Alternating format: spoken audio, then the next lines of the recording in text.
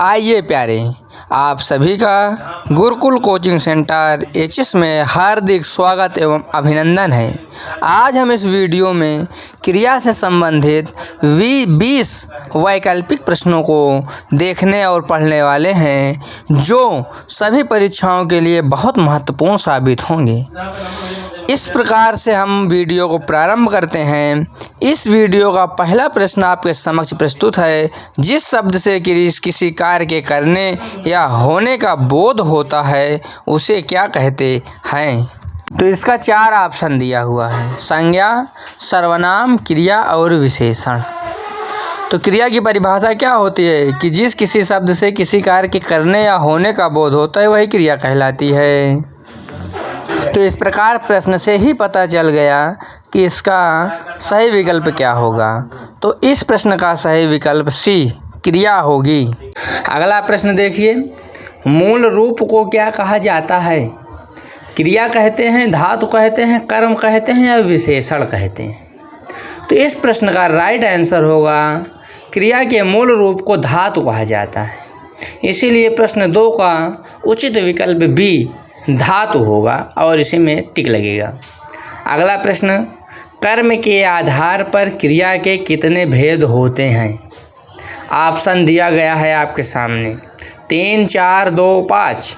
तो कर्म के आधार पर क्रिया के 2 भेद होते हैं, अकर्मक और सकर्मक। इस तरीके से इस प्रश्न का राइट आंसर सी 2 हो जाएगा। कर्म के आधार पर 2 भेद होते हैं। अगला प्रश्न देखिए, निम्नलिखित में से किस वाक्य में अकर्मक क्रिया है? मोहन पानी पीता है, पानी पर कर्म कर रहा है, सकर्मक हो गया। श्याम फुटबॉल खेलता है, फुटबॉल में कर्म कर रहा है, ये सकर्मक हो गई। राधा गाती यानी गाना गाती है, गाना को गाती है, ये भी सकर्मक हो गई। बच्ची सो रही है यानी सोने का काम प्राकृतिक है, नेचुरल है, ये कोई विशेष कर्म में नहीं आता है, ना ये शरीर की ज़रूरत है, तो ये क्या हो जाएगी? अकर्मक हो जाएगी। तो प्रश्न 4 का राइट आंसर डी बच्ची सो रही है। अगला प्रश्न 5, पंछी आकाश में उड़ते हैं, इस वाक्य में कौन सी क्रिया है? 4 ऑप्शन आपके समक्ष प्रस्तुत है। सकर्मक है, अकर्मक है, प्रेरणार्थक है या संयुक्त है? तो न ये सकर्मक है क्योंकि उसका काम है पंछी का उड़ना, ये न प्रेरणार्थक है, न किसी के उड़वाने से उड़ रही है, न ये संयुक्त है, तो इसलिए यह अकर्मक हो जाएगी और इस प्रश्न का राइट आंसर बी हो जाएगा। प्रश्न 5 बी अकर्मक क्रिया है। अगला प्रश्न, निम्नलिखित में से सकर्मक क्रिया का उदाहरण कौन सा है? वह रोता है, बच्चा हंसता है, सीता भोजन पकाती है या वे दिन भर सोते हैं? तो भोजन पर कर्म हो रहा है इस ऑप्शन में, इसीलिए इस प्रश्न का सी ऑप्शन सीता भोजन पकाती है उचित विकल्प होगा और इसी पर सही का टिक लगेगा।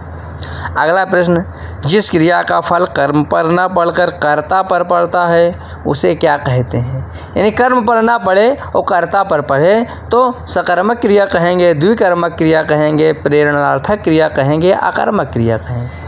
तो इसको कहेंगे अकर्मक क्रिया और यही उचित विकल्प होगा। अगला प्रश्न देखिए, जिस क्रिया के 2 कर्म होते हैं उसे क्या कहते हैं? ए अकर्मक क्रिया, बी सकर्मक क्रिया, सी द्विकर्मक क्रिया, डी संयुक्त क्रिया। तो इस तरह की क्रिया क्या कहेंगे? द्विकर्मक क्रिया कहेंगे। प्रश्न 8 का राइट विकल्प होगा, ऑप्शन होगा सी द्विकर्मक क्रिया। अगला प्रश्न, शिक्षक ने छात्र को पुस्तक दी, वाक्य में कौन सी क्रिया है? ए अकर्मक है, बी सकर्मक है, सी द्विकर्मक है या डी नाम धातु है? तो दिमाग लगाइए, इसमें कौन सी क्रिया है? पहले तो शिक्षक कुछ दे रहा है, ये एक कर्म क्रिया हो गई, और फिर छात्र को दे रहा है, पुस्तक दे रहा है, तो पहला कर्म तो छात्र है और दूसरा पुस्तक। इस प्रकार ये द्विकर्मक क्रिया हो जाएगी और यही राइट विकल्प होगा, राइट ऑप्शन होगा। अगला प्रश्न है, जिन क्रियाओं का निर्माण संज्ञा, सर्वनाम या विशेषण शब्दों से होता है उन्हें क्या कहते हैं? नाम धातु क्रिया कहते हैं, पूर्वकालिक क्रिया कहते हैं, संयुक्त क्रिया कहते हैं या प्रेरणार्थक क्रिया कहते हैं? तो इस प्रश्न का राइट आंसर होगा नाम धातु क्रिया कहते हैं, यही इस प्रश्न का उचित विकल्प होगा, इसी में टिक लगेगा। अगला प्रश्न है, बात शब्द से बनने वाली नाम धातु क्रिया है, बतियाना है, बतलाना है, बातें करना है या बताना है? तो इस प्रश्न का उचित विकल्प होगा बतियाना। तो प्रश्न 11 का ए नंबर सही होगा, इसी में टिक लगाएंगे बतियाना। अगला प्रश्न, जब कर्ता स्वयं कार्य न करके किसी अन्य को कार्य करने की प्रेरणा देता है तब कौन सी क्रिया होती है? 4 ऑप्शन है, नाम धातु, प्रेरणार्थक क्रिया, पूर्वकालिक क्रिया, संयुक्त क्रिया। यानी जब हम आपसे कहेंगे कि यार गोबर फेंको, तो ये कौन सी क्रिया है? तो इसीलिए इसमें क्या रहेगा? प्रेरणार्थक क्रिया। हम प्रेरणा दे रहे हैं कि गोबर फेंकने का। तो प्रश्न 12 का राइट आंसर हो जाएगा बी ना। तो आनंद के साथ पढ़िए। अगला प्रश्न है, पढ़ाना और पढ़वाना किस प्रकार की क्रियाएं हैं? यानी कोई पढ़ा रहा है तब भी आपको प्रेरणा दे रहा है, कोई कह रहा है कि नहीं यार पढ़ाओ जा करके। अब मान लो आपके टीचर बैठ के थोड़ा सा पानी पीने के बहाने रेस्ट करना चाहते हैं और उधर से तुम्हारी प्रिंसिपल आ गई या आ गया, तो कहेगा नहीं कि जाओ पढ़ाओ। तो ये प्रेरणार्थक क्रिया है। तो प्रश्न 13 का उचित विकल्प होगा प्रेरणार्थक क्रिया। अगला प्रश्न, जब एक क्रिया समाप्त कर कर्ता दूसरी क्रिया करता है तब पहली क्रिया को क्या कहते हैं? यानी संयुक्त क्रिया कहेंगे, पूर्वकालिक क्रिया कहेंगे, नाम धातु कहेंगे कि सहायक क्रिया कहेंगे। यानी कोई काम समाप्त करने के बाद दूसरा काम करो तो पहला वाला कार्य पूर्व हो जाएगा, इसीलिए इसे कहेंगे पूर्वकालिक क्रिया। प्रश्न 14 का उचित विकल्प बी पूर्वकालिक क्रिया। प्रश्न 15, राम ने खाना खाया और सो गया। इस वाक्य में खाया कौन सी क्रिया है? यानी खाया पहले और सोया बाद में, इसलिए खाया क्या हो जाएगी? प्रेरणार्थक क्रिया नहीं होगी, ना नाम धातु होगा, ना अपूर्ण क्रिया होगी, बल्कि पूर्वकालिक क्रिया हो जाएगी। प्रश्न 15 का उचित विकल्प हो जाएगा सी पूर्वकालिक क्रिया। इसी में यही उचित विकल्प रहेगा, इसी में सही का टिक लगाएंगे।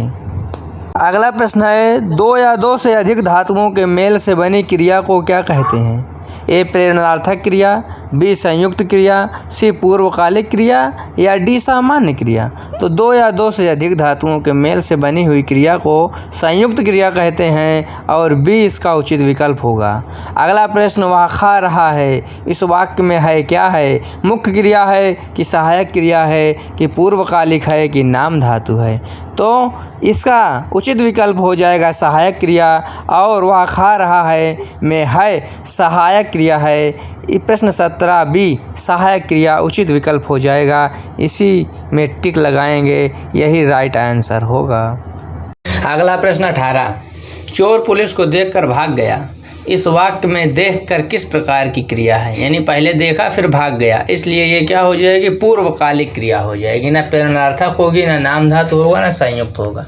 तो प्रश्न 18 का उचित विकल्प पूर्वकालिक क्रिया।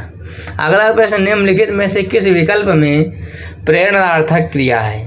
ए गिरना, बी गिराना, सी गिरवाना। यानी बी गिराना है और सी गिरवाना है। तो गिराना और गिरवाना दोनों ही प्रेरणार्थक क्रिया के अंतर्गत आएगा, इसीलिए बी और सी इस विकल्प का राइट आंसर होगा। प्रश्न 19 का उचित विकल्प होगा डी, इसी में लगेगा टिक। अगला और आखिरी प्रश्न इस वीडियो का, अर्थ के आधार पर क्रिया के कितने भेद होते हैं? मूल रूप से व्याकरणिक अर्थ और प्रयोग के आधार पर, यानी कुल मिलाकर पूछ रहा है।